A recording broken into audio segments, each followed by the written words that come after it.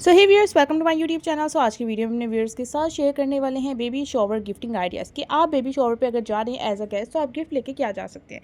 सो इसमें different type के gifts हैं। फॉर एग्जांपल, अगर तो आप टीम गर्ल हैं या टीम बॉय हैं तो आप उसके अकॉर्डिंग लेके जा सकते हैं। अगर आप टीम गर्ल हैं तो आप रेड कलर की या पिंक कलर में जो भी डेकोरेशन है वो लेके जा सकते हैं। और अगर बॉय हैं तो आप ब्लैक एंड वाइट कर सकते हैं या ब्लू थीम में जा सकते हैं। या तो आप कोई प्रॉपर बास्केट बना सकते हैं या आप पैम्पर का कुछ बना सकते हैं। इस टाइप की बकेट बना सकते हैं जो उसकी ब्यूटी केयर वाली हों, तो आप वो भी बहुत अच्छा लगता है डेली वेयर के यूज़ के लिए। उसके अलावा आप टॉयज़ रख सकते हैं, टेडी बेयर लेके जा सकते हैं। उसके अलावा आप डिफरेंट टाइप के, अगर ट्विन्स हैं तो आप उसके अकॉर्डिंग कर सकते हैं, या दोनों टीम से है तो आप डबल में कर सकते हैं डेकोरेशन, वो भी बहुत अच्छा लगता है।